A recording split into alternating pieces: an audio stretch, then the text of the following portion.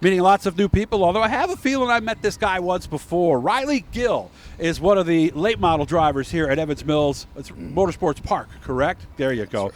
He's been running late models, or been racing since 2013, 4 wins in the late model division. His car is a little bit different than the one next to it, so we're going to do a little compare and contrast here with Rylee, who's now 22 years old. How we been, man? I'm doing all right. How we doing on the track? Obviously, sounds like we're good. 4 wins. I'm having fun. That's what's important. How have we been doing lately? Have those wins, were they early? Were they spaced out? Were they? The first 2 came early, and then we had some technical difficulties with the car. We lost an engine real early in the year, and have since switched it over to a crate engine. Now, what is this car? Because, I mean, I look at this, and then I look at, and we're going to show you what's next to it, by the way. This is more of what I consider a traditional asphalt late model, almost like an ASA, something like that, maybe even ARCA. But what we see here, this kind of looks like a dirt late model on asphalt. Is it? Some of the body parts are what you would see on a dirt late model. The nose is a plastic MD3 nose, something similar you'd see at a dirt late model race, and the rest of the body's built out of tin, 50 thousandths tin, just like any other dirt car. Does this car have an aerodynamic edge over the car that's next to you, the more traditional style stock car? On a track as small as ours, 3/8 mile oval, slightly. Slightly? Slight, maybe a tenth of a second. Okay. How do we shift it? How do we drive it? Is it similar to a stock car, a pro stock, something like that maybe? It's more similar to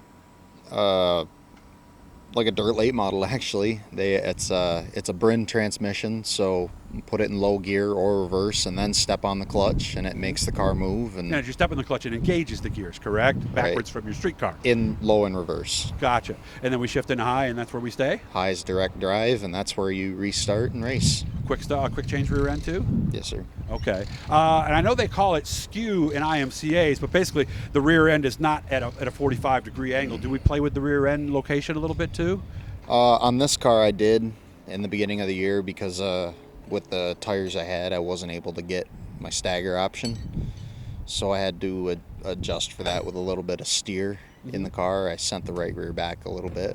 Okay, so picture that as you're looking from above, the right rear would actually be behind the left rear. So what does that do as we go around the racetrack? Let's start with turn 1. So I like to picture it as like a articulating loader, like the loader we have at the racetrack here.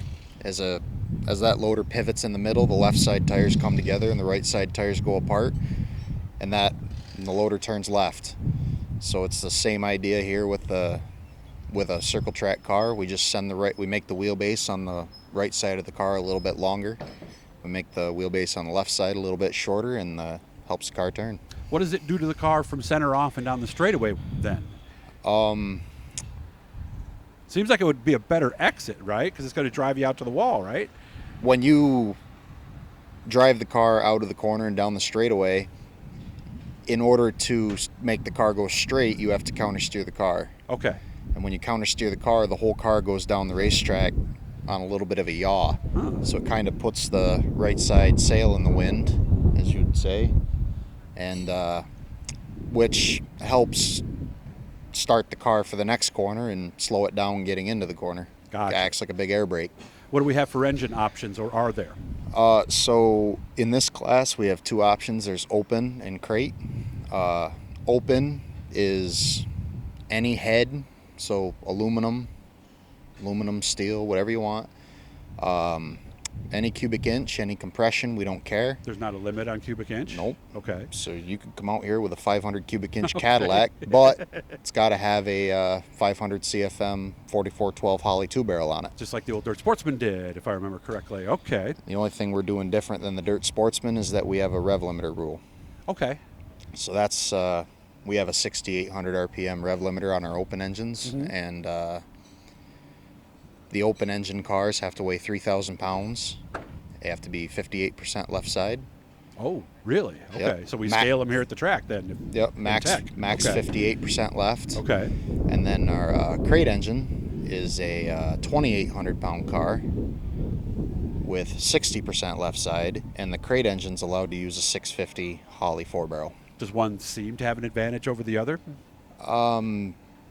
Different places and different time frames. You know, if we run a 15-lap race, which with our car count currently we're on a sliding scale, so So what's the most you run? 20? 15 laps so far, but Okay. once we have 10 cars, we go to a 20-lap race. Okay. Might that happen tonight? Maybe. Maybe. Okay. If a couple more guys show up. Okay. But if we go 15 laps flag to flag, the crate engines seem to have the advantage because 200 pounds lighter. That matters. Okay. It's 200 pounds lighter, and we're on an 8-inch tire on Oh, both that's it. both cars. They're an 8-inch wide tire. Oh, wow. So Okay. the 200 pounds less weight in the middle of the corner, it puts a lot less heat into the tire than the 3,000 pound deal. So when you have a 3,000 pound car on an 8-inch tire, Yeah. you have the horsepower and the ability to race well for 5-10 laps, and then 5-10 laps at best, and then you lose your tires. Gotcha. Does a caution help in those situations and bring it back? That's where the open engine cars have been keeping up Gotcha. with a caution. Well, I learned a lot here, guys, and you're going to learn a lot too. We got a lot of stuff we're doing today. We're going to air this stuff over the course of the week. Make sure you guys are set for the next Saturday if you want to come up here and check it out. Again, it's a beautiful drive up to the North Country, and who knows, maybe we'll see some C-130s taking off in the backstretch from over at Fort Drum. Hit the blue E, that'll subscribe you, let you know every time we're talking to somebody cool. Hit the likes, the notifications, all that stuff. But, man, really good to meet you, Rylee, and maybe I'll talk to you after the race tonight after a win. Hopefully. All right, good job.